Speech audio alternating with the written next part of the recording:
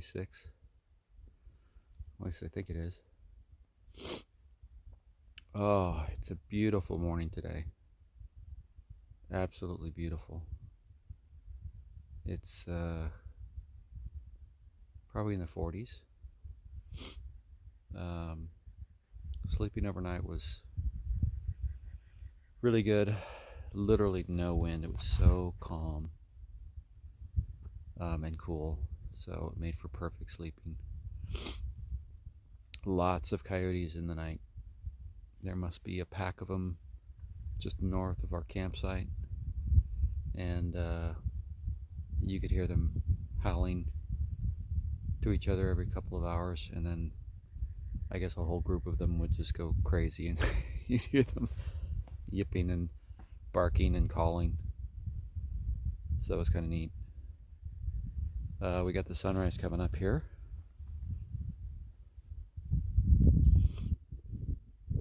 It's just over the hill. Wind is picking up just a little bit. Nice breeze. It looks like it's going to be an absolutely gorgeous day. Yesterday, I think it said the weather forecast was clear and it was going to be 80 today, which is going to be quite warm. I have to go to the ranger station and check it again. I think tonight the winds are supposed to really pick up, so we'll see. But yes,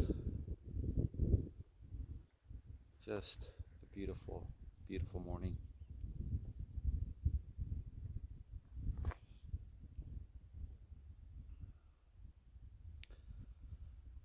So the plan today is we'll get up and make breakfast, kind of leisurely. Tomorrow's our last full day in the park, and today we are going to go to Cinco Tinajas, which is a spring. I believe when there's sufficient water, there's actually a little waterfall. I doubt it's running right now, but there is a spring there. So that's one thing we'll do. There is a wildlife viewing area off the main road, which I'd like to look at. I'll have to talk to the ranger to find out. I assume that means that we probably have to be there like right now to really get a good chance at seeing some wildlife. And we're not going to rush. And then we don't have a whole lot planned for the afternoon. Kind of left it open and flexible, so we'll have to kind of see what happens. But I'm just going to spend a few more minutes here. Here comes the sun.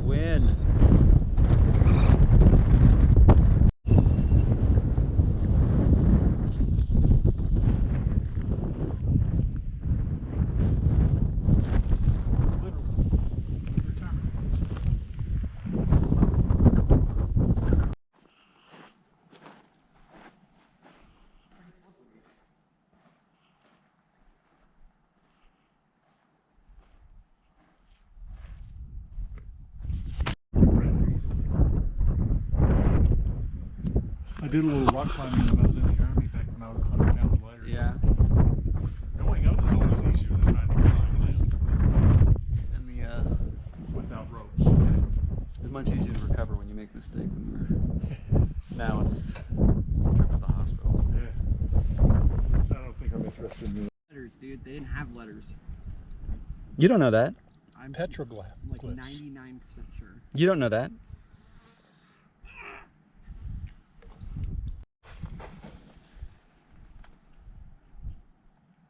But yeah, these dark lines don't look natural. I mean, what else? Yeah, and you're right. This red circle is weird. The red circle is kind of weird, but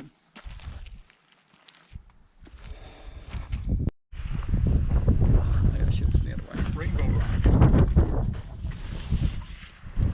Yeah, it's hard to get it without the shadow.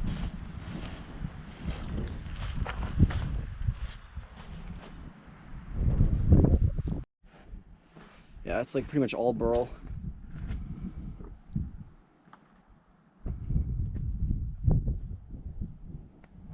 We're in the Cinco de Najas trail, and we actually went all the way to Escondido Spring. So there's two parts. There's the Tinajas that are right below the actual overlook, which is to the right of the main trail that comes in. But if you follow the main trail, it takes you up to Escondido Spring, which is fairly dense growth and some cottonwood trees. However, frankly, unless you knew there was flowing water, I wouldn't recommend it, just because there's really not much there.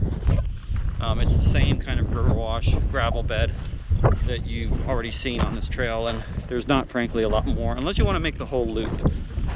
There are some pictographs on the rocks that are, you know, kind of interesting, but I find that the Tinajas at the bottom of that canyon that over the overlook is actually more interesting, because it's actually got water in it. So anyways, bring water. It's incredibly windy right now, which you probably can hear. It's obvious. So bring protection. It's pretty hot and dry, and walking the riverbed is kind of hard because it's so soft. Taking a break, I forgot. The descent, pretty steep, so getting back up, the wind is just kicking in right now. So it's a lot harder getting out of the canyon. As you can see, it's quite steep. It's going to take a while. Luckily the wind's keeping us kind of cool, but it's just really, we're walking straight into it.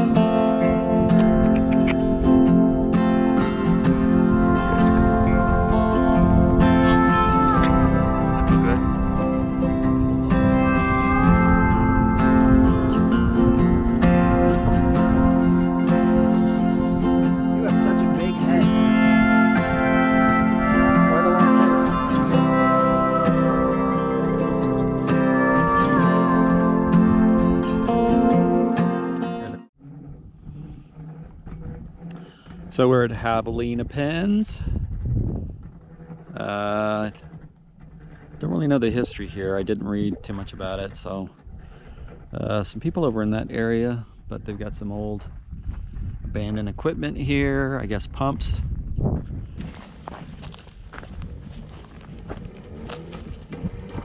That's pretty cool.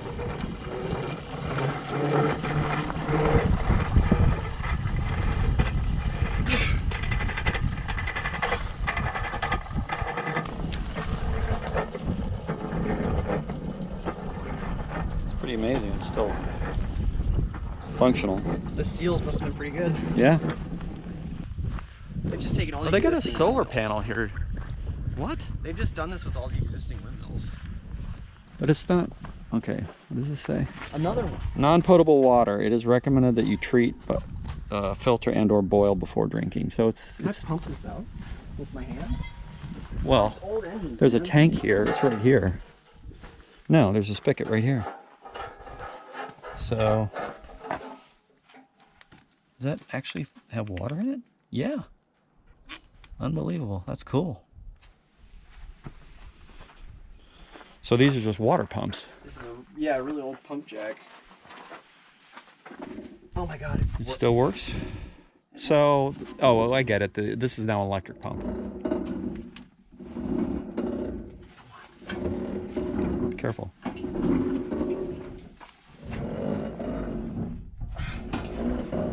Come on. Nice.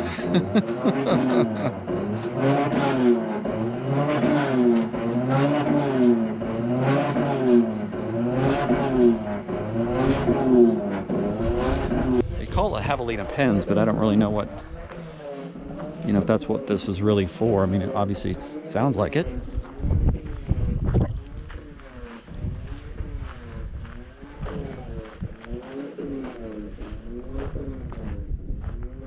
Yeah.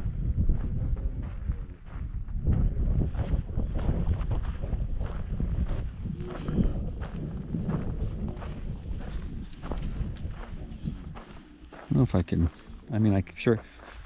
Be careful, man. There's like rusty nails everywhere. Oh yeah, this is not safe.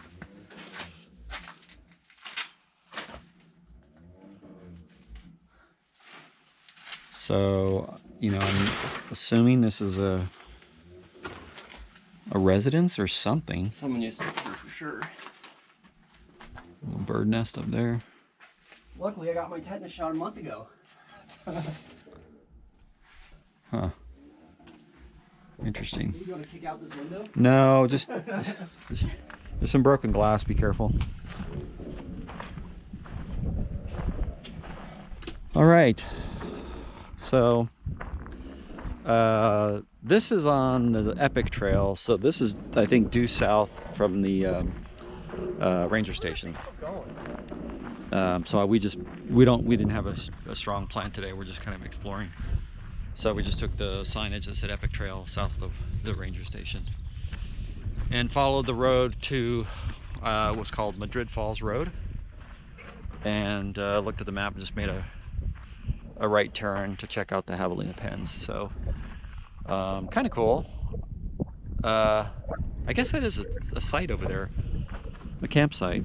I see some shade structures, and I'm not going to go over there because I don't want to disturb anybody who's there. But anyways, it's kind of in a nice little valley here, so the wind might not be too bad for camping, really. I mean, it's a little windy right now, but anyways, kind of a nice view in this little valley.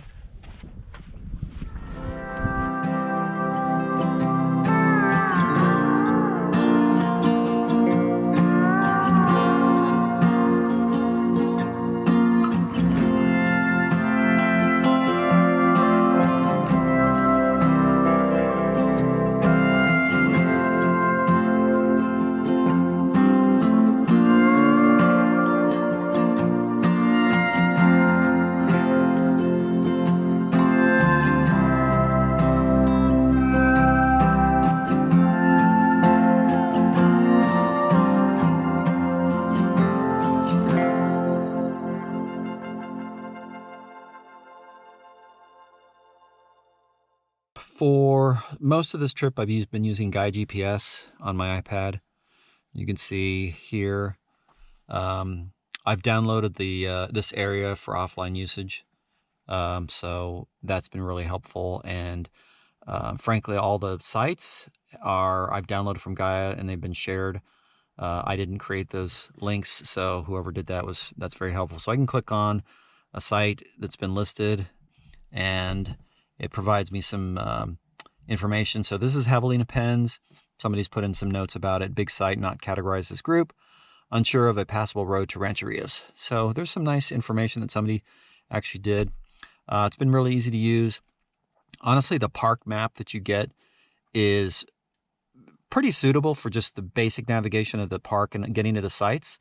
So I haven't had to use it too much, but in some cases in the park map, it's not sometimes clear where exactly what road when you want to take when you get to these areas where there's a fork. This has come in handy for determining, which way do I really want to go. So I pay for the subscription. I use it mostly for something like this where I know it's pretty remote, and then I use it a lot whenever I go to Arkansas in the Ozarks. But other than that, that's about the only times I've really had to use it. But I find it useful, and it's works well. I think you could do a lot of this on your phone as well. You could download the Gaia app for your phone. It just obviously with the resolution and the size of the iPad, it works. It's easier to work with in this manner. So anyways, I think it's a good product.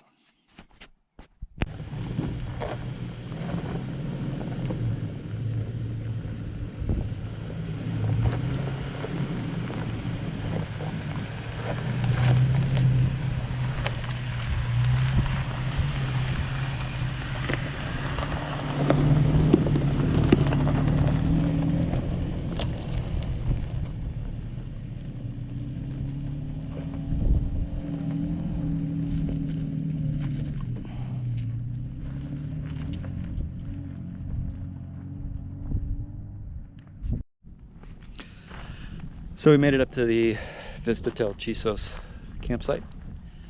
Took a while to get here. Roads definitely four-wheel drive. A couple spots where you needed low, at least I did, or felt more comfortable with it. Here's the campsite. There is a turnaround for your vehicle.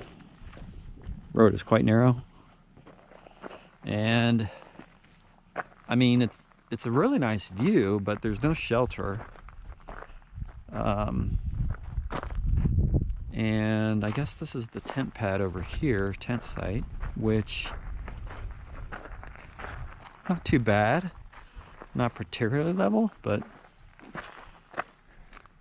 probably a great view when the sun sets. And it's in a nice little valley, so like right now there's no wind, which is great because down by the Javelina pens it was kind of windy.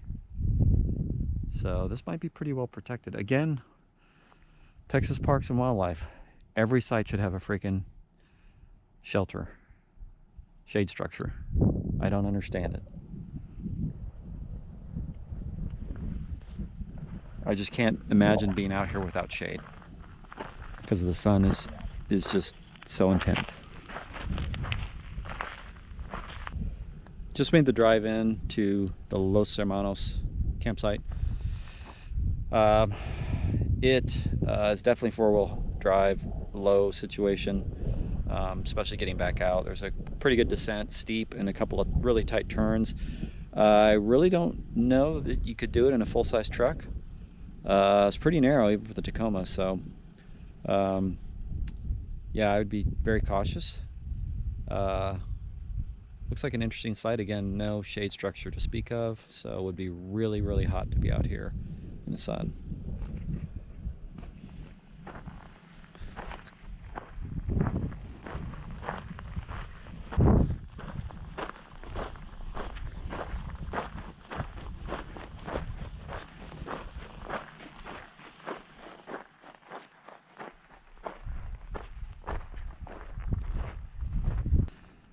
Basically in between these hills.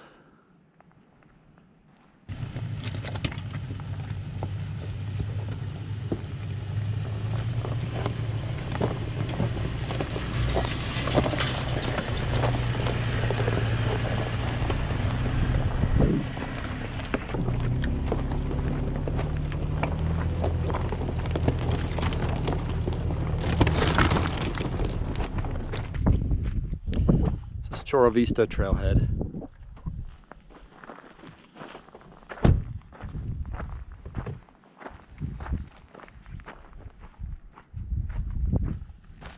So soon we should be able to see Madrid Falls, which is I assume the canyon. Yeah, see how close we are? Right there. Yeah.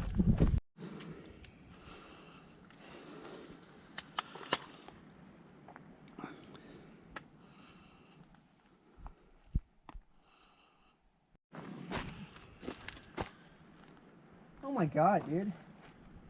Look at all this water. I know. There's like a whole little pond down there. God, I wish we could get down there. There's no way though. This would be a cool drone shot, but yeah.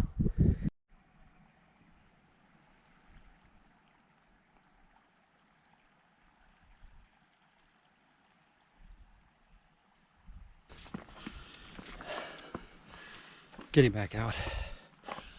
Canyon. This is a good workout. Woo.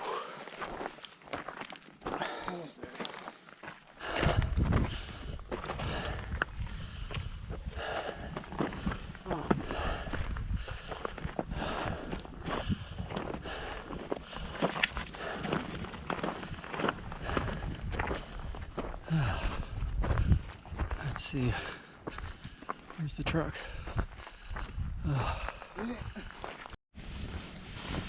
So this is our last night in camp, and I thought it'd be a good idea to show you what the wind is like in general. So this is what you can kind of expect on a pretty regular basis. So I'll just be quiet so I can capture the noise.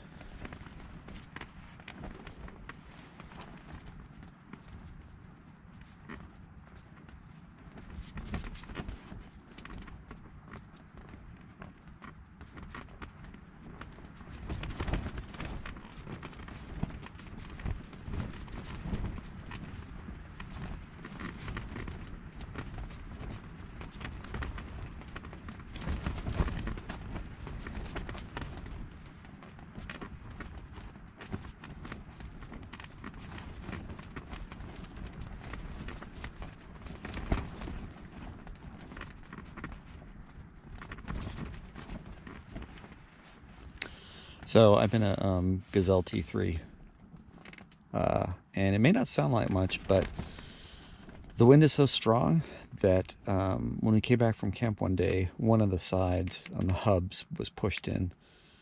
So I've secured two sides of the tent, the hubs and the rainfly, with basically connected to the cinch them down with cordage and staked. So to basically with the direction the winds typically are from the north, which is where it's coming from now, northeast, or the west. The south side is protected from the mountain that's behind us, and we don't get too much from the east. But yeah, it's staked down, pretty taut. So and the Gazelle is kind of a roundish tent. Can you hear that? Oh God. So it's actually pretty stable in wind. So this is probably easily 25-30 mile an hour gusts, easily. So I'm really hoping that this usually dies down after a couple hours. So we'll get some sleep. But right now it's what time? It's only 9 o'clock, so it's early. But this is pretty common when you camp here. So just be prepared.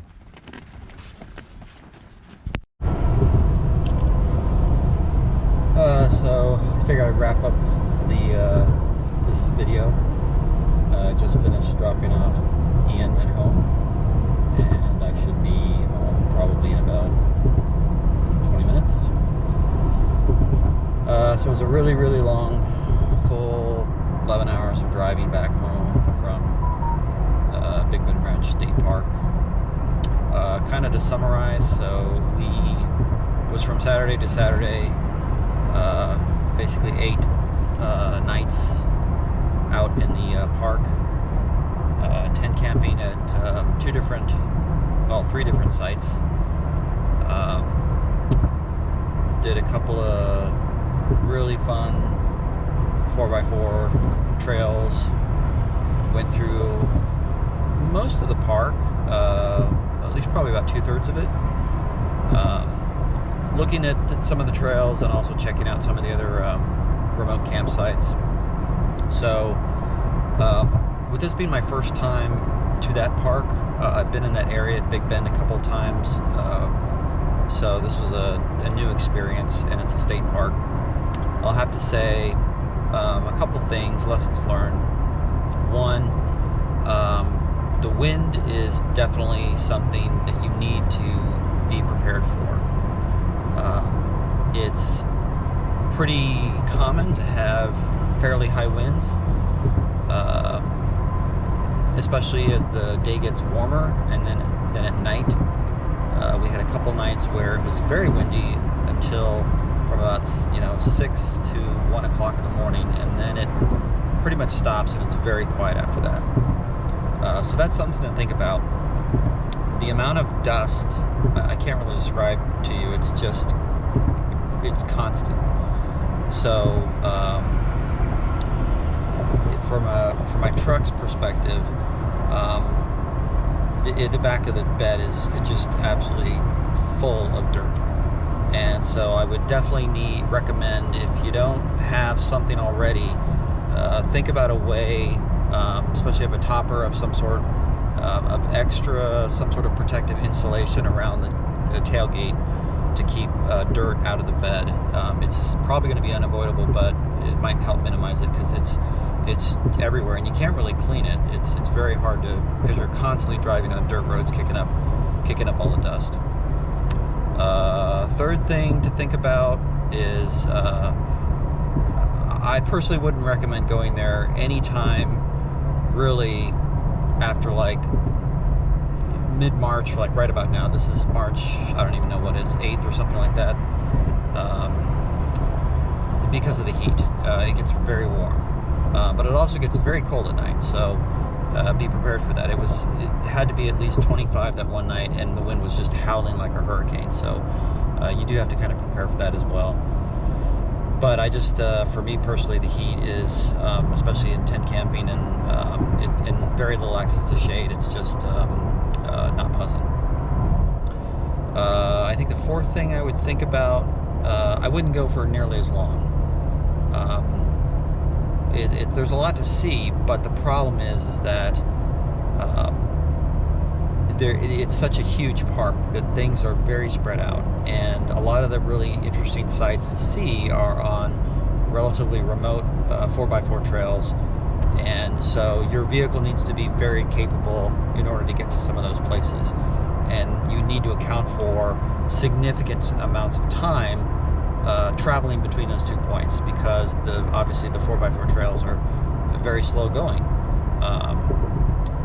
And that is like the trail we did yesterday, the Epic Trail, that literally took from, I don't know, 10 o'clock. We weren't back at the campsite until probably 5. So it was a solid day out and back. So that's one thing to consider. So next time I would do, what I would ensure is, like, I would stay at sites that were relatively close to the main road, and close to the Sauceda Ranger Station. We found that it was really important to be close to the ranger station because, one, we needed to fill up water on a regular basis. So I had a 7-liter tank that we filled up every day, so that was important. And driving back and forth just for that alone was it was just really nice to be close to that area. And then 5, they have showers, hot showers that are free. And being out there for this length of time and dealing with the dust and the dirt every day, I mean, it was a luxury, obviously, but it made a huge difference being able to go shower at least once a day, or at least once every 2 days. So that's another big plus for staying relatively close to the ranger station if you're going to be there for more than, say, 1 or 2 days, I think. What else? I would make sure when coming out there and booking a site that the site has a shade structure built on it. I feel like that is included in the descriptions when you book, but for some reason when I booked Yadra 2, I thought it did, but it didn't. I didn't have one, so I would definitely make sure that's there. The sun is just intense. I mean, way more intense than it is in DFW. It's relentless. So shade structures to me are imperative if you're going to be spending much time at camp during the day. I'm trying to think what else. I think that's about it. It was a great trip.